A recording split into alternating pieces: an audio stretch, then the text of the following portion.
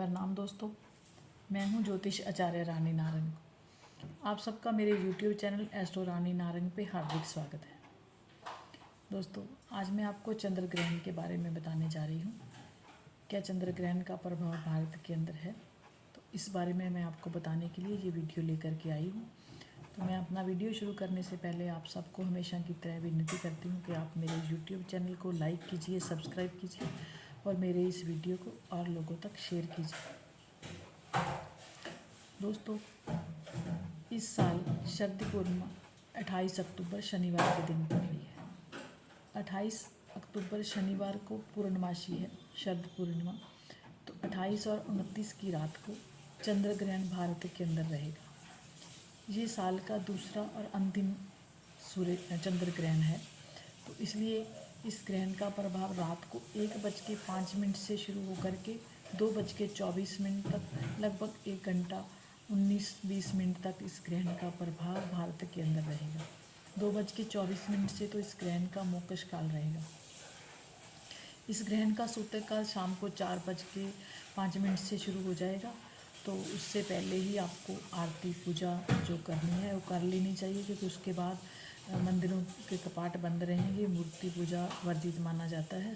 मूर्तियों को स्पर्श करना इस हमारे शास्त्रों के अनुसार वर्जित माना जाता है। तो इसलिए उससे पहले ही आपको ये 4 बजे से पहले ही आपको आरती पूजा कर लेनी चाहिए। हमारे शास्त्रों के अंदर सदियों से खीर बनाने की इस शरद पूर्णिमा के ऊपर परंपरा चली आ रही है। खीर को बना करके चंद्रमा की रश्मियों के अंदर पूरी रात रखा जाता है। तो सुबह उस खीर को प्रसाद के रूप में या एक औषधीय तत्वों से भरपूर जो इस खीर को सेवन किया जाता है, सेवन करवाया जाता है, रोगियों को दिया जाता है। या फिर कोई भी जो लोग अस्थमा से दमा से पीड़ित हैं, जिनको डिप्रेशन रहता है, या कोई भी जो आम साधारण जन जिनको कोई प्रॉब्लम नहीं भी है, तो वो भी अगर इस खीर का सेवन करते हैं तो उनका इम्यूनिटी पावर बढ़ती है। तो इसलिए इस खीर का प्रसाद बनाने की जो परंपरा सदियों से हमारे ऋषियों द्वारा दी गई है, तो ये चलती आ रही है। तो इस बार इस शरद पूर्णिमा के ऊपर ग्रहण का साया रहने से इस लोगों के अंदर ये दुविधा बनी हुई है कि क्या इस दिन खीर का प्रसाद बनाना चाहिए या नहीं।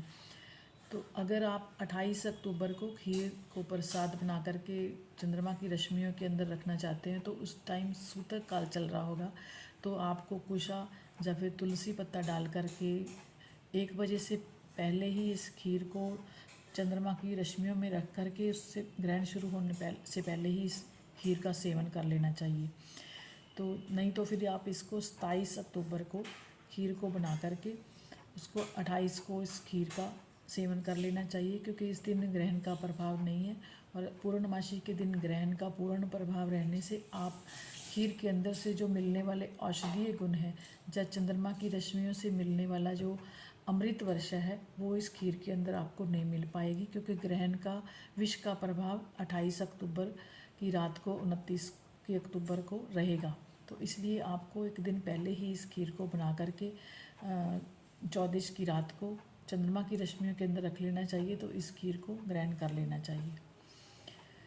और गर्भवती महिलाओं को, जैसे भारत के अंदर उस ग्रहण के टाइम रात रहेगी, तो गर्भवती महिलाओं को अपने गर्भ को बचाने के लिए वाइट कलर के कपड़े पहनने चाहिए। जैसे तुला राशि की महिलाएं हैं या फिर मेष राशि की महिलाएं हैं, मेष राशि के ऊपर लगने वाला ये ग्रहण, क्योंकि गज केसरी योग के अंदर तो रहेगा, चंद्रमा और बृहस्पति एक साथ रहेंगे राहु के साथ, और साथ में शनि की नेगेटिव प्रभाव भी के अंदर अश्विनी नक्षत्र के अंदर ये ग्रहण लगने जा रहा है।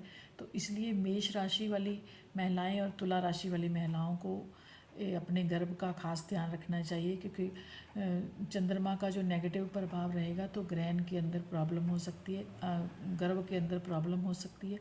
तो उनको वाइट कलर के कपड़े पहनने चाहिए, वाइट चीज़ों का ही दान करना चाहिए। तो या फिर अगर रात भारत के अंदर जैसे रात रहने वाली है इस ग्रहण के टाइम, तो महिलाओं को गर्भवती महिलाओं को सोना नहीं चाहिए। उनको कैंची या गर्द जैसी चाकू जैसी कोई चीज़, नुकीली चीज़ों का प्रयोग नहीं करना चाहिए। उनको अपने गर्भ को ढक करके रखना चाहिए। तो भारत के साथ साथ ये ग्रहण ऑस्ट्रेलिया, उत्तरी और दक्षिणी अमेरिका और अफ्रीका, हिंद महासागर, प्रशांत महासागर के उस ऊपर इस ग्रहण का प्रभाव देखा जा सकेगा।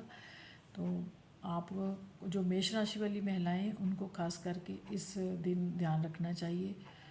चोट वगैरह से, पैर स्लिप होने से, ये सब गर्भ के ऊपर कोई हानि ना हो, इसलिए उनको वाइट चीज़ों का दान करना चाहिए।